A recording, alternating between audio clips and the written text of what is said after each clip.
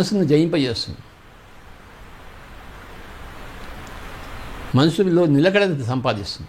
ధ్యానములు లేని వాళ్లకు మనసు ఎప్పుడు నిలకడలో ఉండదు, పరిపరి విధాలు పోతుంటుంది. కానీ ధ్యానంలో అభ్యాసములో ఉత్తీర్ణులైన వారి యొక్క మనసు పరిపరి విధముగా పోదు, ఏకోన్ముఖం అవుతుంది. అది బలోపేతం అవుతుంది.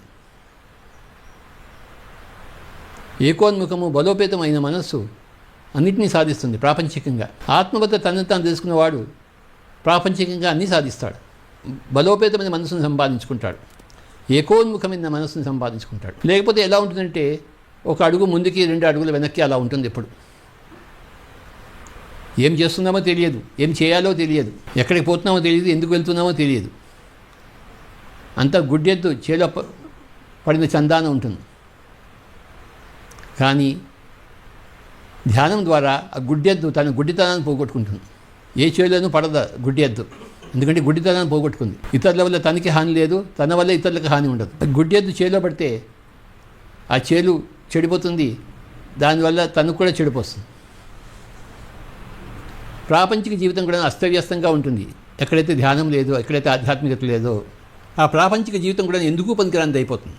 అలెగ్జాండర్ చక్రవర్తి భారతదేశం అంతా కొల్లగొట్టిన తర్వాత తిరిగి వెళ్తూ ఉంటాడు తన రాజ్యానికి, గ్రీసు రాజ్యానికి. మధ్యలో పర్షియా రాజ్యంలో ఉంటాడు. ఇక్కడ ఏమైనా తెలుసుకోవాల్సిందయ్యా ఉందానా అని అడుగుతాడు అందరినీ.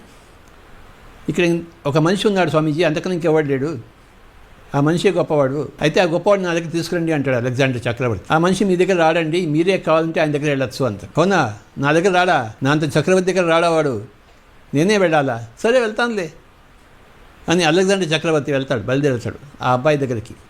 డయోనీసియస్ అనే అబ్బాయి ఓ చెట్టు కింద 4 కుక్కలతో ఉంటాడు. ఆ డయోనీసియస్ని కలిసి అలెగ్జాండర్ చక్రవర్తి, మహాచక్రవర్తి, ఎంతమందినో చంపాడు, లెక్కడంత రక్తపాతం చేయించాడు, రాజ్యాలు జయించాడు. ఒక మహాచక్రవర్తికి ఎగ్జాంపుల్ అలెగ్జాండర్. ఆ అలెగ్జాండర్ అడిగాడు డయోనీసియస్, నాయనా ఏం సాధించావు నాయనా నువ్వు, నీకోసం అందరూ చెప్తున్నారు ఇక్కడ, ఏమిటి నీ గొప్పతనం అని చెప్తాడు.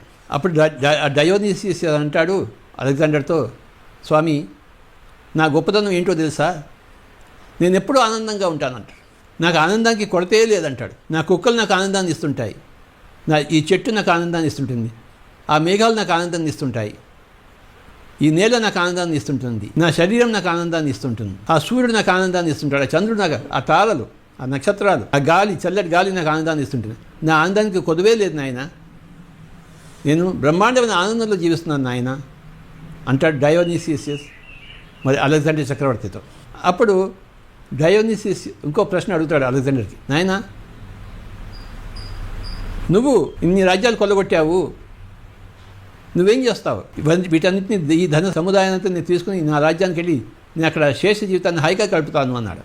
అప్పుడు డయోనీసియస్ అంటాడు, నాయన నీ సంగతి నీకు తెలియదు, నీకు అసలు నువ్వు మీ ఊరికి నువ్వు వెళ్ళవు, నువ్వు నేను వెళ్ళకపోవడం ఏమిటి, అప్పుడే సగం దూరం వచ్చేసాను, ఇంకొక దూరంలో నేను మా రాజ్యానికి వెళ్ళిపోతాను, గ్రీస్ రాజ్యం, ఈ సంపాదించిన రాజ్యాలతో నేను హాయిగా జీవిస్తాను, నా జీవితం అంతా, శేష జీవితం అంతా ఎంతో హాయిగా నేను జీవిస్తాను అంటాడు.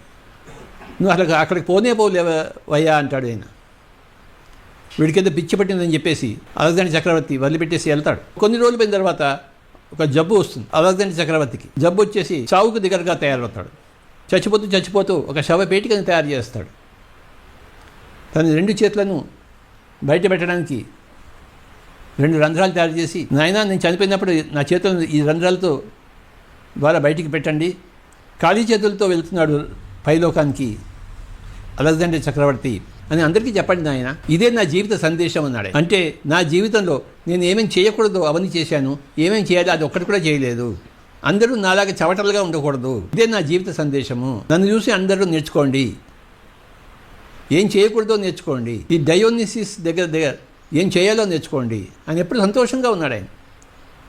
ఏ వస్తువాహనాలు లేవు ఆయనకి, ఏ రాజ్యాలు కొల్లగొట్టలేదు, గాలి నీరు వెలుతురుతో బతికాడు ఆయన, సంతోషంగా బతికాడు, 4 కుక్కలతో బతికాడు, సంతోషంగా జీవించాడు. అందరూ అలా హాయిగా జీవించండి అని తన జీవిత సందేశంగా అలెగ్జాండర్ మహాచక్రవర్తి నిజంగానే ఒక మహాజ్ఞానిగా శరీరాన్ని వదిలిపెట్టేశాడు. కనీసం చనిపోయే ముందరైనా ప్రతి ఒక్కరు అలెగ్జాండర్ చక్రవర్తిలాగా కావాలి, మహాజ్ఞానిగా శరీరాన్ని వదిలిపెట్టేయాలి. అప్పుడు కొంతలో కొంతైనా సాధించినట్టు. అలా కాకుండా గౌతమ బుద్ధుడిలా జీవిస్తే, రమణ మహర్షిలా జీవిస్తే జీవితాంతం ఎంతో సాధించినట్టు లెక్క.